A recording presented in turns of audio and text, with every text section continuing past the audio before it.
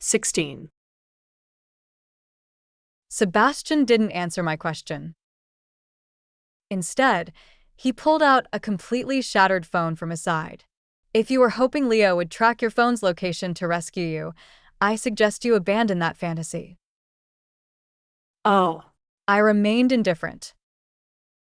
Sebastian might not seem particularly clever, but I wasn't naive enough to think he'd let me keep my phone after kidnapping me. Perhaps my reaction angered Sebastian. He casually tossed the broken electronic device onto the ground. Sophia, your parents raised Nina for 20 years. I was going to let it slide because of that, but unfortunately, you're just too eager to dig your own grave. So they were allowed to bully others, but others weren't allowed to fight back? I looked at Sebastian with skepticism and kindly suggested, Mr. Ashford, if something's not right with your head, you might want to see a doctor. There could still be hope. It would take a decade of brain damage to spout such heartless and shameless nonsense. Sebastian's eyes instantly turned menacing. He kicked me in the shoulder. Since you're looking for trouble, I'll grant your wish. Who goes first remains to be seen, I retorted, looking up at Sebastian with a provocative smile. Sebastian narrowed his eyes. Sophia, you. Before he could finish his sentence, his expression suddenly changed. With a loud bang, the warehouse door was kicked open. 17. Several police officers rushed in with their guns drawn. Behind them, Leo followed, his face etched with anxiety. The smile on my face instantly twisted into terror, and tears obligingly began to fall. I raised my voice and shouted, "Officers, help! This man is trying to kill me." Before Sebastian could react, he and his burly bodyguards were all wrestled to the ground. Don't move. Stay down. Pinned to the floor, Sebastian's slender, bony hands were quickly handcuffed by the police. Leo sprinted straight toward me, his hands fumbling clumsily as he untied the ropes that bound me. Sophia, are you all right? Are you hurt anywhere? I'll take you to the hospital right now. I shook my head and whispered, I'm okay, bro, don't worry. After Sebastian and his men were escorted into the police van, one of the officers approached me. I deliberately rubbed the spot where Sebastian had kicked me earlier. I was wearing a snow-white outfit today, and Sebastian's kick left a particularly clear footprint on my shoulder.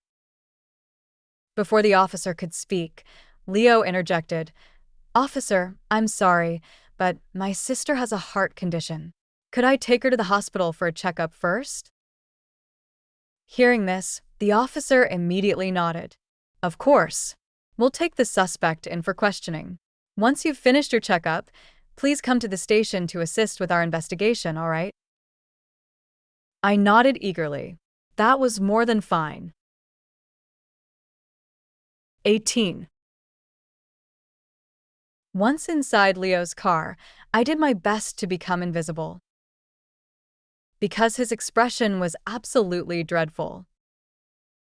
Sophia, tell me, Leo asked, his tone sharp. Did you already suspect Sebastian was going to kidnap you? After a moment's hesitation, I nodded. Yes. That's why I came prepared. The phone Sebastian smashed was just my everyday one. I actually had a backup phone hidden on me, which was also equipped with a tracking system. Besides that, I was even wearing a smartwatch. Leo had the corresponding app on his phone and could track my location at any time. Not only that, I also had a miniature camera hidden on me, one that could record. Of course, I couldn't hand that over to the police. Otherwise, they might start questioning the authenticity of this kidnapping. But honestly, if Sebastian hadn't laid a hand on me, he would have been fine. Who told the domineering CEO to be so fond of breaking the rules. Leo's expression remained grim, and he stayed silent for a long while. Only when we stopped at a red light did he let out a long sigh. "Leave this to me from now on.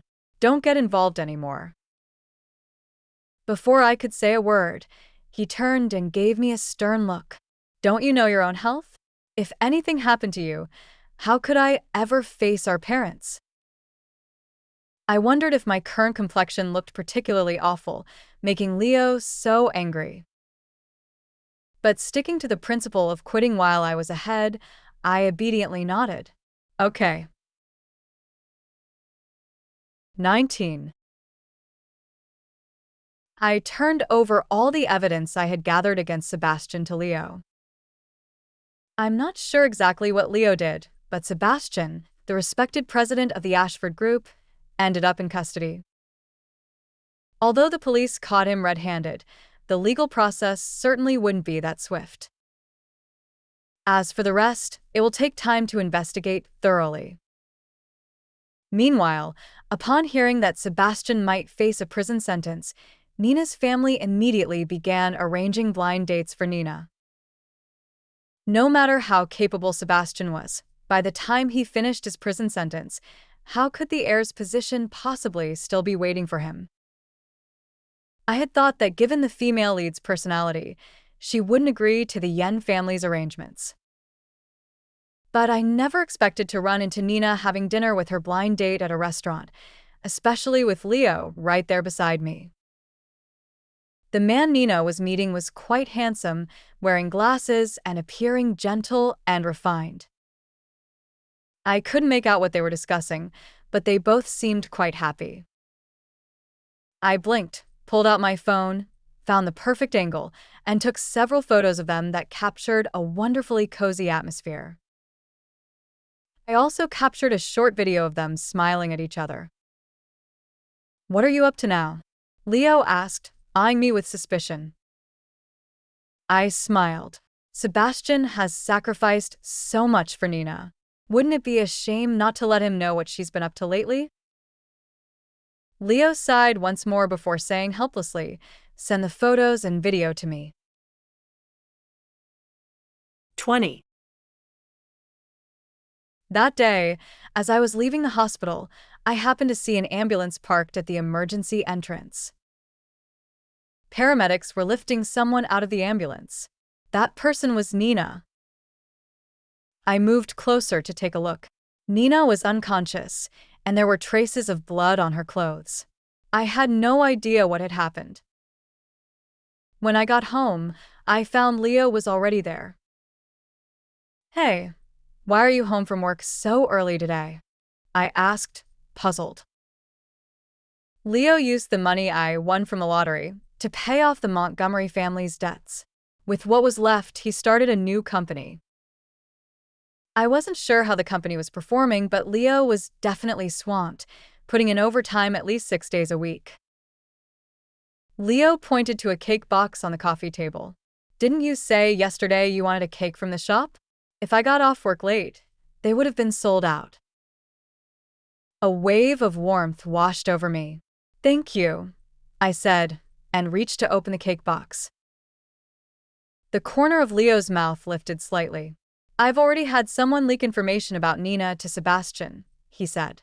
"Today, Nina had one of her legs broken. Sebastian's people were utterly ruthless. She'll likely be left with a permanent disability." I took a bite of the cake. No wonder I saw Nina at the hospital today. So, the male lead had someone break her leg. Indeed, without a solid foundation, the relationship between the male and female leads was as fragile as soft tofu, crumbling at the slightest touch. Feeling better, I had an extra bowl of rice for dinner. The Vanderlyn family had already collapsed under the joint siege by Sebastian and the Yen family. Now Sebastian was behind bars, and Nina had a broken leg. Even if Sebastian got out later, the two of them would probably continue their love-hate relationship. If you don't play with fire, you won't get burned. That saying certainly holds some truth.